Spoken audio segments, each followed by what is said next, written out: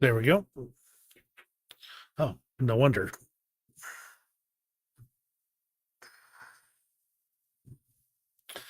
Good evening, everybody. I hope you can hear me at this point in time. I am Brian Lusk. Thank you for joining me this evening. We're going to be talking about the Ukraine war and it's what's been going on. It has been a very long time since I've had the opportunity to actually stream on this, so bear with me. Uh, my life has been very busy, but not as busy as those people in Ukraine. So let's go ahead and get started here and see what's going on. Switch this over here. Excellent. Okay, we're going to start off with this CNN interview. Whoops, excuse me for just 1 second.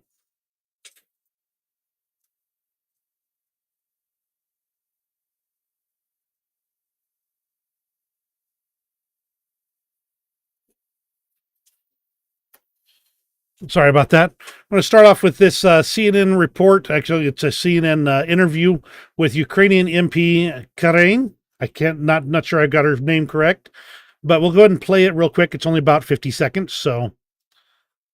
You may have heard our story leading in, and that is that security around Putin has increased significantly. Do you believe he fears in part that Ukrainian forces might threaten his life? Of course, and I think he should be. When you are starting the war, committing all kinds of the war crimes, you should be expecting that at some point this war will come back at you. And the amount of pain and suffering, the amount of killings and stolen children that Putin and his surrounding and Russia have committed in Ukraine gives us all the rights to fight back. And this is what we are doing. And we will continue doing that until Russia stops. And this is why we are offering the ceasefire even before the military parade. You may have heard our story leading in. It really does seem like, and from what I've been observing through various news reports over the last couple of months, Vladimir Putin is getting more concerned about his personal security. There's potential for things going wrong for him, and he's watching how things are playing out, and he's getting kind of worried. One of the big things that he was worried about, of course, was the Victory Day parade. That's right. They have on May 9th, they have a Victory Day parade celebrating their victory in World War II, their great patriotic war. And every year it has been loaded with tanks and military equipment and missiles and, of course, marching soldiers. All these things normally come in the Victory Day parade in Moscow and in the other regions in Russia.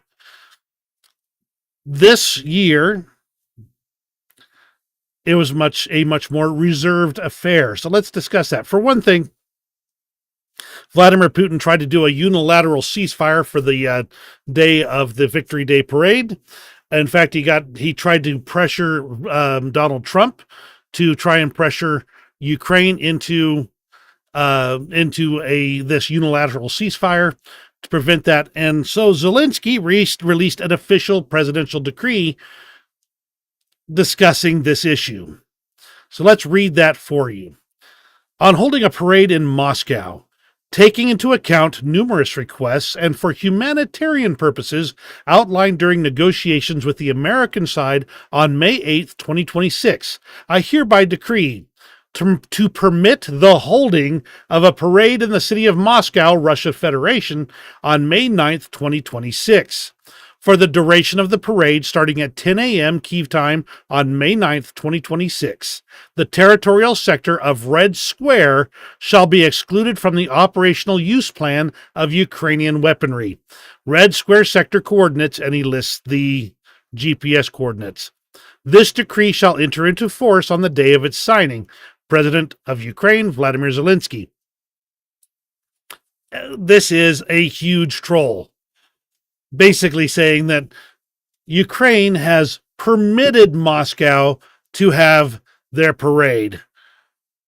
And this looks very bad for Russia. But the details of this, and I'm kind of going to be doing a lot of stuff more, a little off the cuff here, but the details were that the Americans negotiated, that would be Donald Trump and crew, negotiated theoretically a 1,000 for 1,000 prisoner swap. And that is why Ukraine agreed to this specific ceasefire involving red squares for their parade. But of course, the Russians then declared that Ukraine said they weren't ready for the actual swap. And as far as I know, that actual swap has not happened yet. I have not seen it in the news. Still, that was what was arranged. And then Zelensky released this. And overall, that was the situation there. It only lasted about 45 minutes, wasn't continuous, and had broadcasts inserting videos of both special military operations people and broadcasts of military equipment like flyovers and things like that didn't actually occur in the parade. So some of these broadcasts were entirely, some of them were even claimed to be AI. I'm not sure on that, but I do know that there were no Russian military flyovers. There were no Russian tanks in the parade. And the number of participants in the parade itself was about 1/5 the normal size. That is the parade that took place. Of course, this looks absolutely humiliating for Russia. See, they should be able to, no matter what, be able to get a whole bunch of military hardware paraded across, even if they did captured, Western hardware. As a look at how great we are, we've captured all of this military hardware that the Americans and the Europeans have given. Even a parade of that equipment would have been more impressive than what was actually done. Of course, after the Russians said that the Ukrainians weren't ready for the transfer, Zelensky said, look, the Americans are supposed to guarantee this, and it's up to the Americans to make sure this exchange happens. Of course, the Brits had to get their 2 cents in with their intelligence update from the 12th of May, 2026. The annual Victory Day parade in Moscow on the 9th of May, 2026, to commemorate the Soviet Union's role in the Second World War was a subdued affair compared with previous parades. No armored vehicles or missile systems featured in the parade due to the current operational situation. The scaling back of the parade is likely due to the threat posed by Ukrainian uncrewed aerial vehicle systems and the lack of available military equipment due to the war in Ukraine. Pause for just a little bit of context here. Understand that the Russians pulled every piece of air defense hardware they could to protect Moscow, which will become relevant in another minute or two here. The number of foreign political leaders attending was small, 5 leaders of widely recognized states, and no leader of any major power attended. It's not unusual for the U.S. to attend, or the Brits, or the French, or the Germans, or to send a representative. None of those this time. This contrasted with more than 50 heads of state in 2005, around 30 in 2015, 27 in 2025. There were also significant mobile internet outages last week in Moscow as part of the counter-drone measures. The outages also had a significant deleterious effect on economic activity in Moscow. Putin's speech contained standard lines, portraying the war in Ukraine as a just fight against NATO and promising eventual victory, even though the conflict has now lasted for more than 4 years. Victory Day parades were also scaled back in other Russian towns. In many parts of the country, children from kindergartens wearing military uniforms apparently substituted for actual military parades. It is likely that the low-key nature of the parade portrays an image of weakness, with an aging leadership uncertain how to adequately counter the threat of Ukrainian drones. There is a realistic possibility that the dismissal of Russian Aerospace Force Commander-in-Chief Viktor Avzalov a few days before the victory parade was due to the VKS inability to counter the drone threat. Pretty straightforward commentary from the Brits on that one. Now, I did mention that the air defenses being pulled to Moscow was going to be relevant. That's because as of 10 hours ago, or 12 hours ago, this attack was still ongoing. The Ukrainians were sending massive amounts of drones, reports of over 500. And that number is going to be interesting to discuss as well. These were all flooding into the Moscow region and into Moscow itself, penetrating the outer 3 rings of air defenses with apparently very little actual opposition, and hitting military and industrial targets across the city. Some fires even broke out that were not necessarily related to the drone attack itself. We're just not quite clear.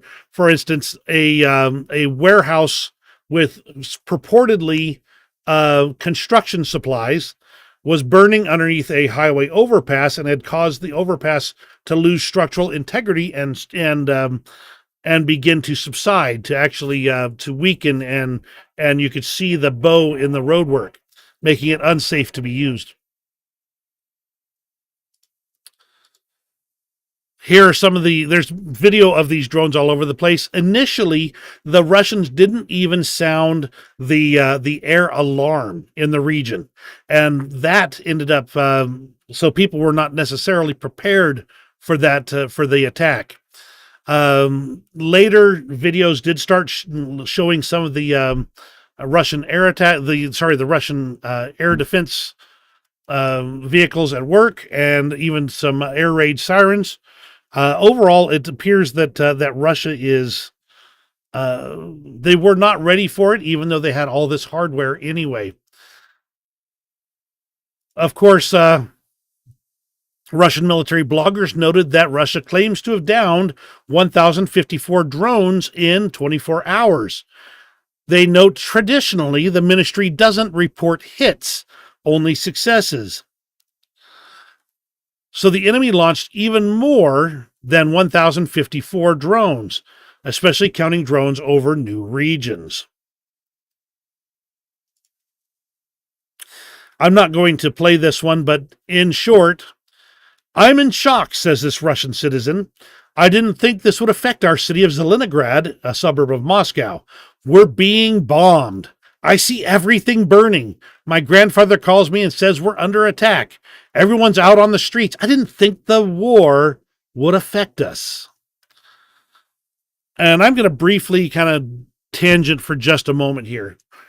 One of the things I was noticing, and I don't have anything that's going to address this later, a lot of the reason why support for Russia's war against Ukraine has been so robust in Russia is because of money.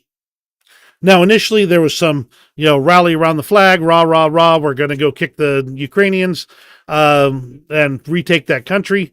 And that fueled a lot of the initial recruiting for the Russian military. But as the war has dragged on and on, the bonuses being paid to get people to sign up have increased.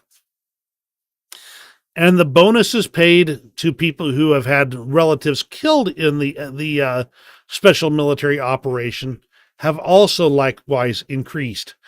So a lot of these later recruits are ones that are being pressured by their wives or girlfriends to go, and they're hoping that they get killed so that they can get the payout in the end.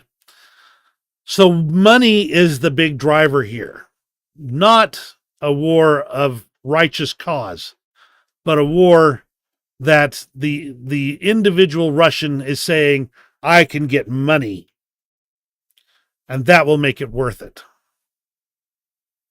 So that's what we're seeing. They never thought that this would come back to haunt them, though. They didn't think that the Ukrainians could ever really punch back.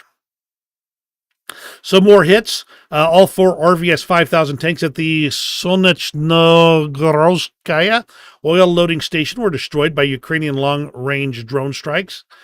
Now, this is near Moscow's Ring Road, and it loads gasoline and diesel onto the road tankers for distribution in Moscow. This indicates a serious disruption. As I understand, about 8.5% of the oil products that go into Moscow come through this specific station. That's going to cause disruptions in Moscow.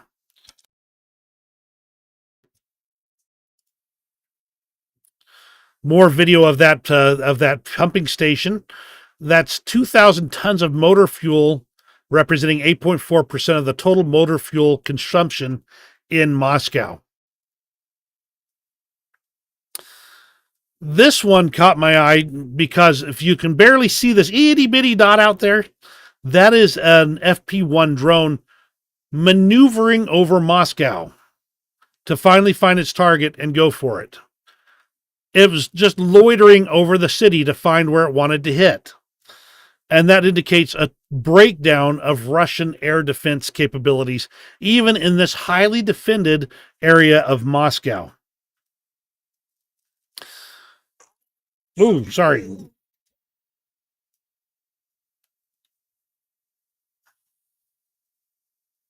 Sorry about that. From War Translated, Moscow and the Moscow region suffered perhaps the largest combined attack overnight. Over 500 drones were launched across Russia, with over 100 targeting the capital region. Major targets hit included Moscow's oil refinery, Elma Technology Park in Leningrad, specializing in microelectronics, and Solnochenogorskaya. I am going to butcher that word. I apologize. A fuel station near Leningrad. Possibly hit at the Sheremetyevo airport, with all 4 main airports implementing their carpet plan and halting all flights. Residential areas in Khimki, Mystishi, Krasnodarsk, and other locations suffered damage from drone hits or air defense debris, with at least 3 civilians killed and many wounded. So Russia's war is coming back.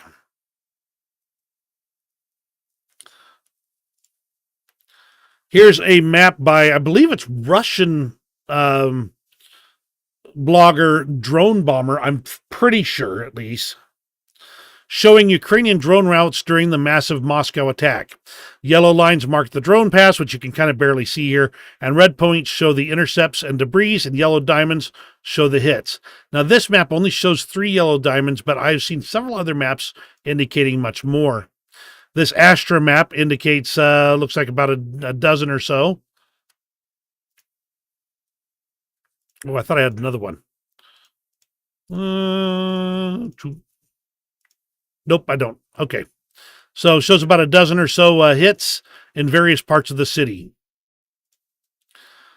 Another drone swarm struck the city of Moscow, though this, I'm not clear that this is directly from the drone strike, because this looks like it may be the warehouse fire that they were reporting as well. The Angstrom plant under drone attack. This manufactures semiconductor products for radios, information security, and software for military. It's also used to make circuits that are in Russia's guided missiles, among other things. President Zelensky addressed the entire situation there. I'm not going to play this.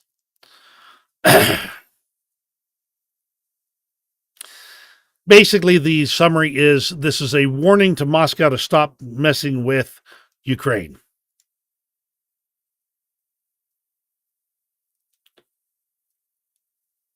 After the attacks on Moscow, a pro-Kremlin journalist actually asked Peskov, people are asking the inevitable question. We've got these powerful bombs, so what? Turns out the nuclear state can be nibbled on and bitten. And Peskov responded, look, the nuclear state can't be threatened. Its existence can't be threatened. And basically, this comes down to the summary of, once again, the Russians are saying that if we're attacked with nuclear weapons, we're going to attack with nuclear weapons. And that's really all you can say about it. Another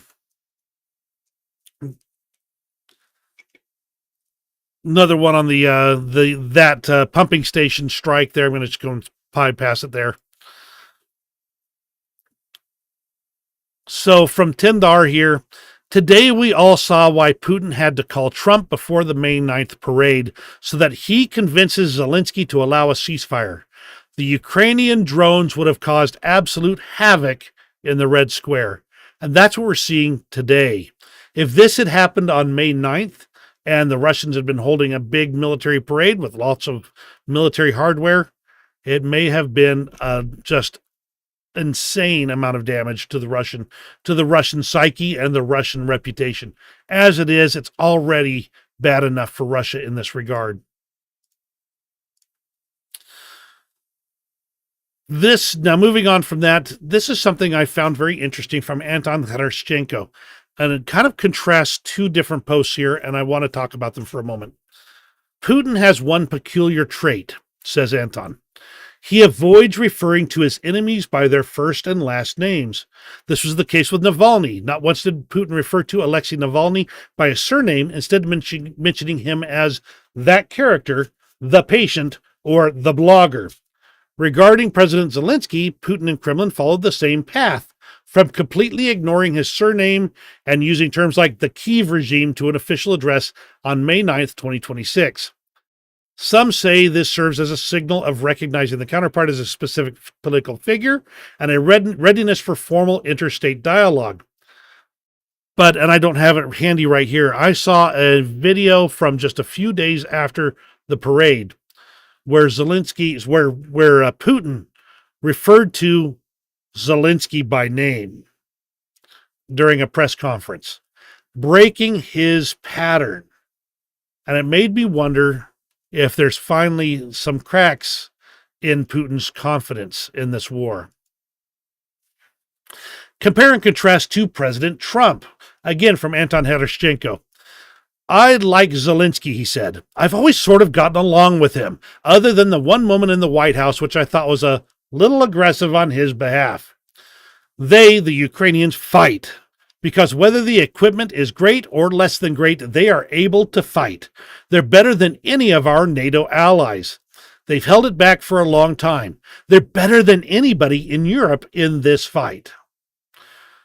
This is, again, an unusual positive commentary from President Trump. So what we're seeing, in my opinion, is a genuine shift in the perception of the war from the previous, the Ukrainians, they're going to lose, they're so poor and so unable to face up to the big nasty Russians, to Ukraine's kicking. They're kicking it pretty darn good. And even when we give them our crap, they turn it and make it into just absolutely amazing use of weapons.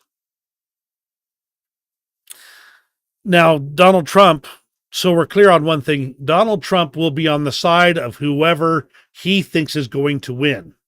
So this comment from Donald Trump may indicate that he is seeing a change in the momentum of the war. Or it may not. We'll see. So let's look at the news out of Ukraine itself. Compared to the strike on Moscow, which was about either over 500 or perhaps up to 1,100 drones and missiles, Russia fired 3,170 drones and 1,300 guided bombs and 74 missiles at Ukraine this week, most being ballistic. And these strikes killed 52 people and wounded 346, including 22 children. Ukraine is, of course, going to get hit no matter what. And we're starting to see that the mathematics start to become interesting in Ukraine's favor. Now, when the Russians do surrender, the Ukrainians do treat them right. They feed them things like McDonald's here. Okay, maybe that's not treating them right. I mean, depends on how you think about McDonald's. If you like McDonald's, that might be all. You might be. And, I'm amongst them. I partake in my share of McDonald's, and these men are being fed not slop or garbage. They're being fed reasonable food. Whether, again, that's regardless of your opinion on McDonald's, so much as compare and contrast to what they could be fed instead after they had surrendered. Now, this one caught my eye. The Security Service of Ukraine reportedly stormed a TCC procurement center in the Dnipro, and this is going to send shockwaves far beyond one office. If confirmed, this points towards serious scrutiny over wartime procurement and mobilization practices. In a country fighting for survival, accountability is essential. This is Ukraine fighting ongoing corruption.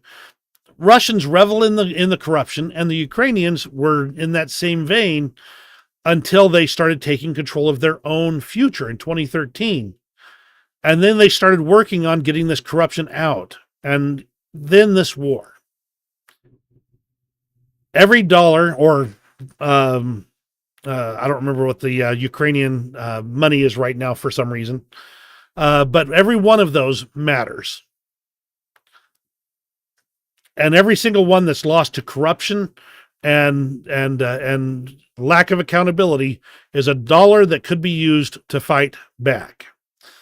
And so we're seeing a lot more of this type of reporting from Ukraine, where they're trying to find and root out corruption and inefficiency. Though in this case, corruption. Now, this is a drone strike, a couple of series of drone strikes. You don't ever see anybody actually, die in this, just the last possible moment here. The reason I'm putting this out is because the Ukrainians are reporting that the Russians are losing up to 35,000 soldiers per month. That's more than they're recruiting in soldiers. We'll have to see if they can both hold this up, although at this point I'm seeing no reason why they couldn't, and whether the Russians will be able to counter in any meaningful way. As I said, there was always two sides to the missile attacks. After the latest round of attacks on Moscow, which, by the way, was after the Russians had already hit many regions in Ukraine, so it's not like we're saying anything else. The Russians struck back again. Again, I'm seeing that this is the repeated pattern of back and forth, and we're just going to have to see in the long run who can do better with their strikes. The Russians tend to strike at everything, including civilians, deliberately. Ukrainians try to focus their fire on things that are going to help them win the war. Unfortunate collateral damage will always happen. Just pointing that out. So what's going on over on the Russian side? Here's a Russian drone operator from an elite unit that defected to Ukraine, walking 6 miles through the front line at night, dodging sentries and minefields. And he brought to Ukraine drone secrets and intelligence on Russia's Rubicon Center. Now, he was an estate agent. I think that might be either a real estate agent or something like that. And they just basically, as soon as he arrived in Moscow, they were like, snapped him up and said, "You haven't completed your military service." And he signed a contract and was sent to the front. And he talks about a lot of his experiences there and finally contacted the Ukrainian "I Want to Live" hotline. And then he snuck out. Now, this is from last year, November 10th, 2025. He snuck out 6 miles across Ukrainian lines and turned himself in. His comment is, "I want to show Russians who are truly free. Russians, do not be afraid. Your tongues must be untied. You must have freedom of choice. Please, your life is in your hands." I thought that was interesting. By the way, I see we've got a few viewers here. Thank you very much for joining me. I'm glad, and I'm keeping an eye on the chat. If any of you wants to join in and let me know what you're thinking.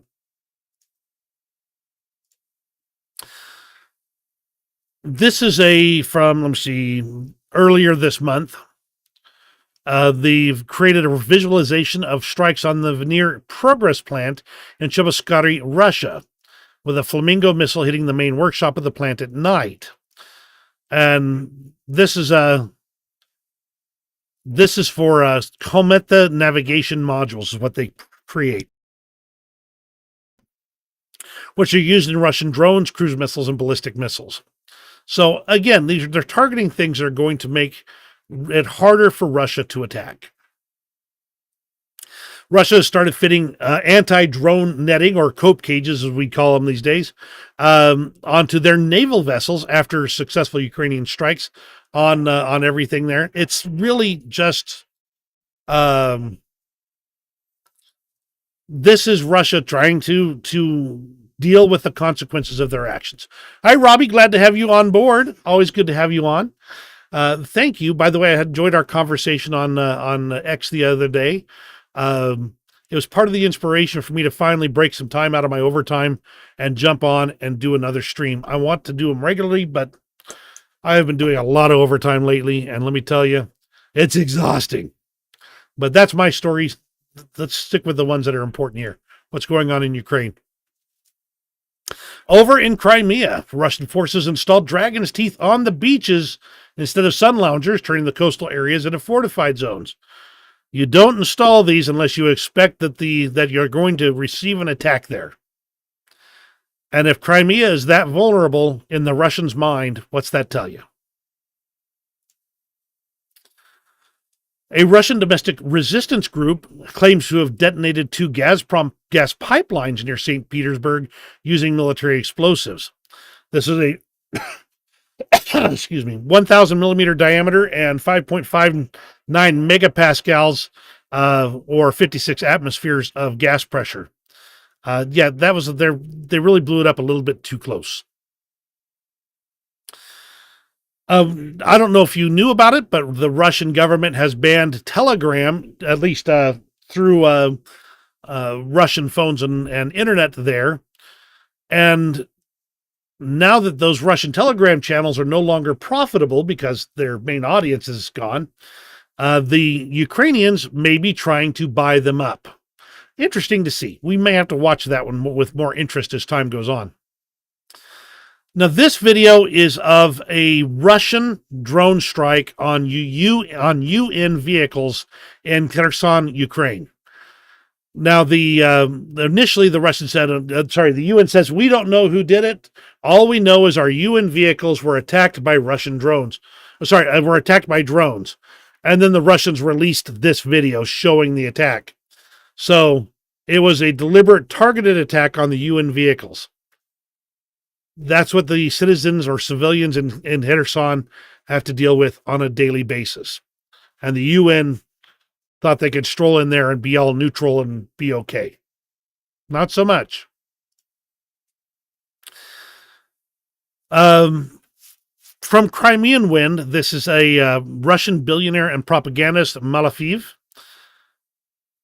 He is saying losing to the Ukrainians is not shameful. After all, Ukrainians are essentially the same as Russians, and Russians never lose or surrender. This is, again, one of the things that shows that shift that I mentioned, the shift in tone and attitude. The Russians may be starting to prepare their people for a loss. And yet there are many ways they could have spun this as a win if they'd done so 3 years ago or even 2 years ago. And it's getting harder for them to spin this as a win the longer it goes. So they are preparing, at least it appears to a certain extent, they're preparing their people for the possibility of a loss and trying to cushion that as much as they can.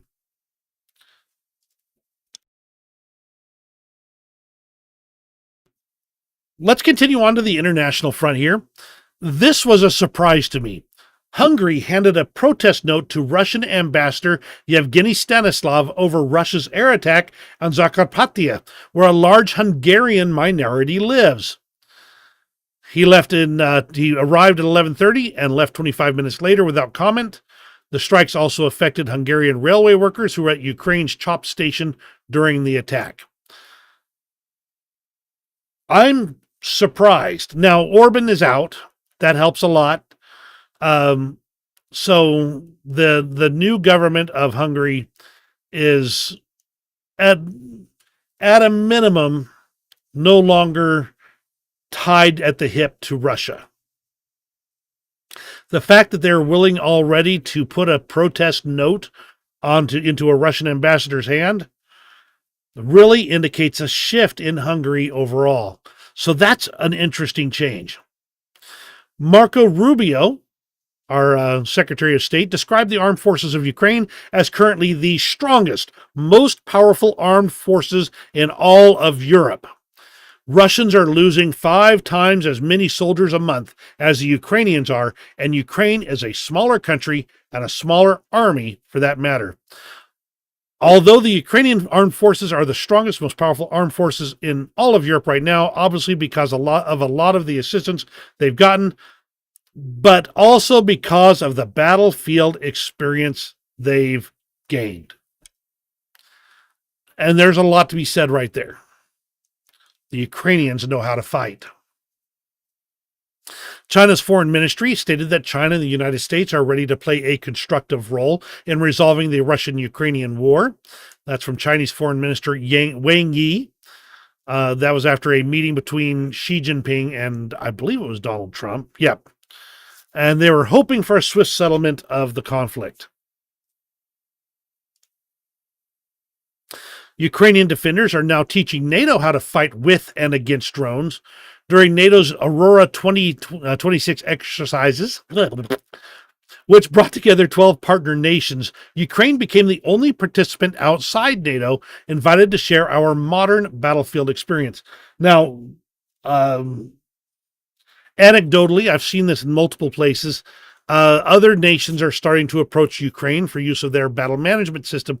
I believe it's called Delta, and they're trying to arrange that. Some have requested, like the Middle Eastern countries, have been requesting and getting Ukrainian assistance with countering Iranian Shahed drones and other drone warfare tactics. Ukraine they're being a good ally, even when their allies aren't so necessarily so good to them. Now that Hungary is no longer blocking all of the aid, the European Union is preparing its first 9 billion euro payout from the $90 billion Ukraine loan next month. They will use 5.9 billion to buy drones for Ukraine and wire 3.2 billion to Kyiv for budgetary costs, including soldiers' salaries. So that's, from Ukraine's perspective, that's great news. And with Hungary no longer blocking everything, a big help. Now, this situation with Belarus is getting kind of weird. See, there's the next one here says we're not seeing any immediate indications that they're preparing for war, but Lukashenko said that he was bringing his military forces up into to readiness to potentially participate in armed conflict. And the Russians have been kind of indicating they might start a new front through Belarus. That whole border with Belarus is now a fortress with kilometers of fortifications, bunkers, firing positions, and mine barriers. So if the Russians come through Belarus or the Belarusians come to assist the Russians through that area, that's going to be a tough line to get through.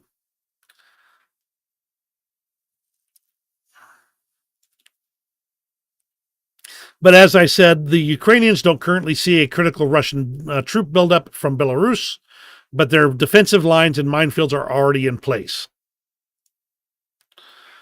This one caught my eye. Zelensky announced a breakthrough agreement with French President Macron, stating that France has committed to actively cooperating with Ukraine in anti-ballistic missile defense. A domestically produced ballistic missile defense system for Ukraine would be tremendous, no longer needing to rely on partners to provide those types of systems. It may be based on some other designs that are already existing. The question is, when will they be able to produce their own and therefore have as much as they can produce? All right, let's talk the front lines for a bit. Things are a little bit disorganized on this one, so I'm going to hit a few things, and then we'll hit the map at the end. This is David from X. He is crowing about his ability to predict a trap. Russia moved in 4 divisions into this area, which is in Zaporizhia, for an attack, and those 4 divisions are now dead, is what he says. He states that this was a classic issue of moving forward too much over bad ground without a support system. Russia lost a huge amount of troops and gear here. And this is supported, by the way, by later maps. This one is a Ukrainian FP-1 drone launching missiles at the Russian Black Sea Fleet military positions in Crimea. This was intended to suppress enemy fire. That's exactly what the purpose of these rockets is, actually what they would be. They look to be unguided rockets.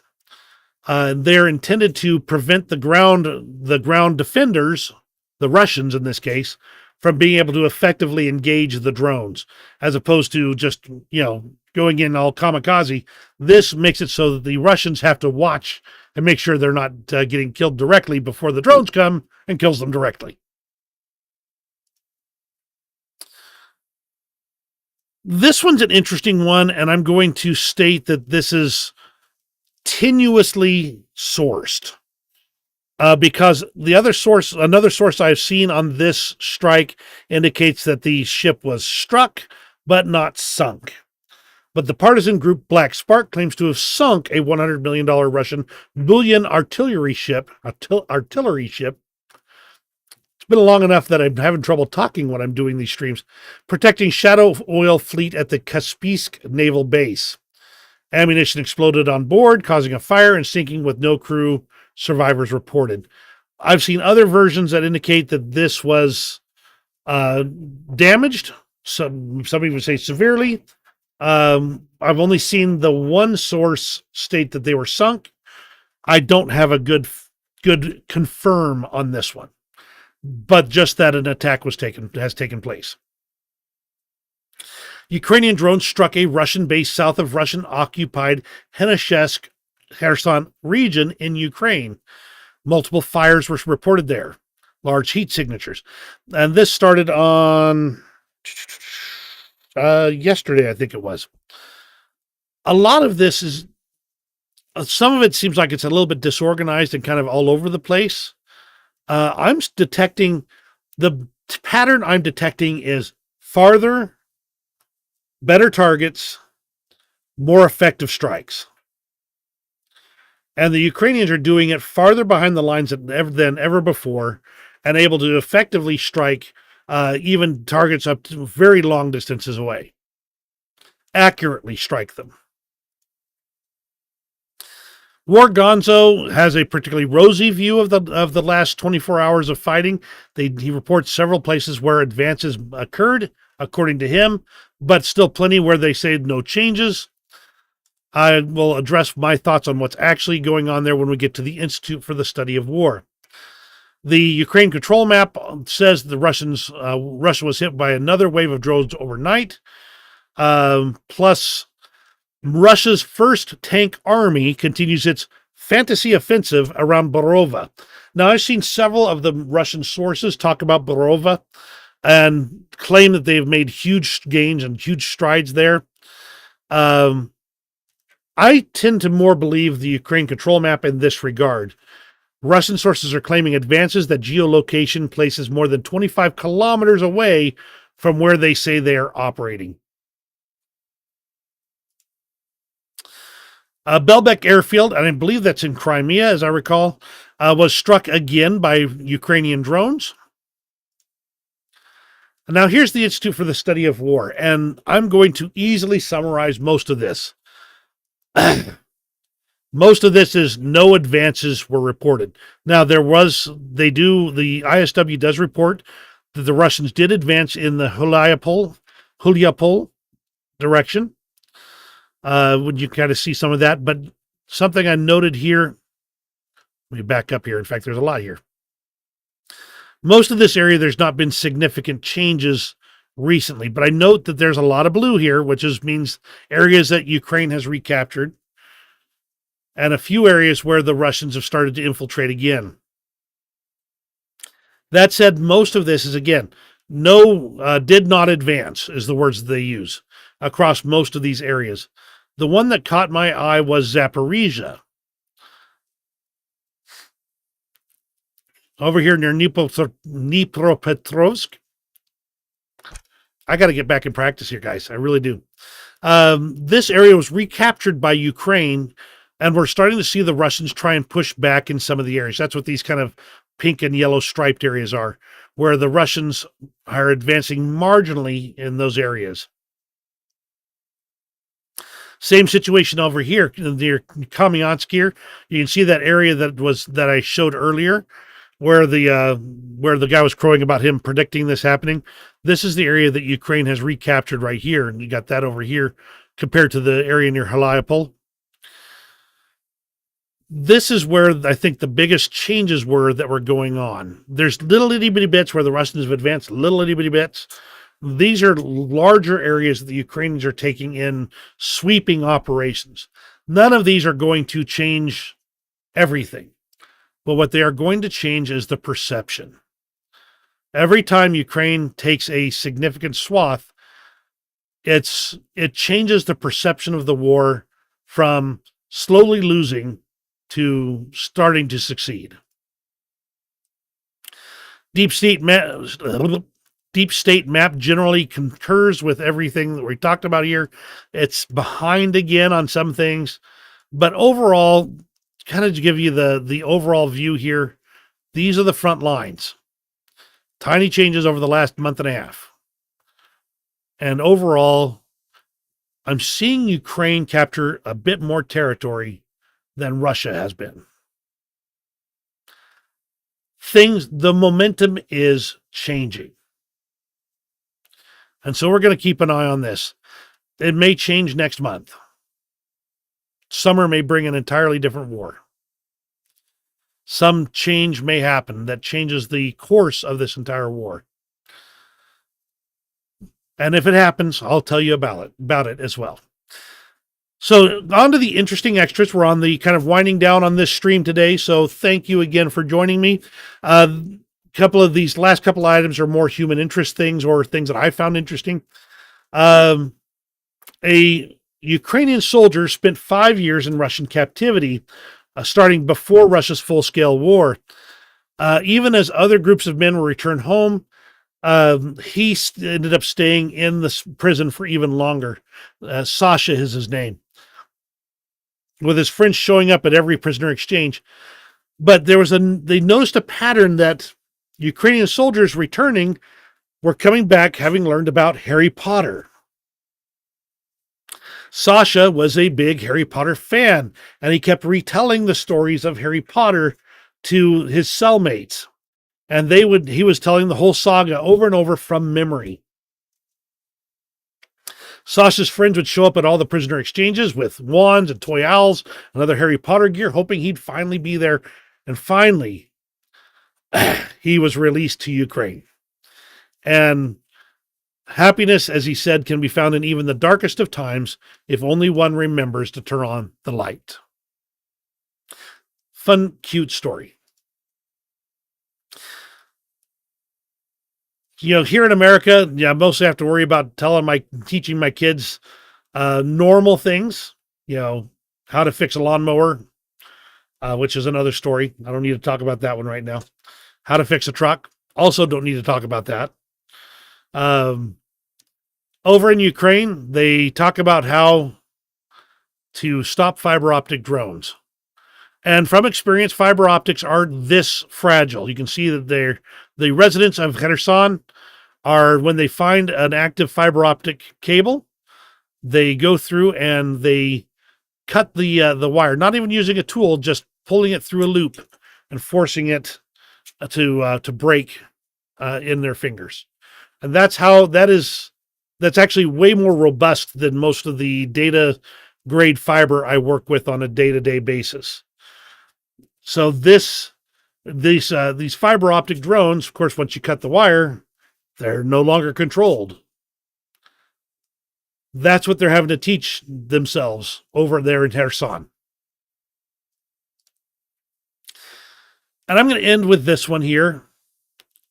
This is a Ukrainian defender. This was him before Russian captivity and after Russian captivity. You see the Russians returning home after being imprisoned by Ukrainians. They're healthy, well-fed, still big, hulking men. But the Ukrainians who return look starved, gaunt, wasted.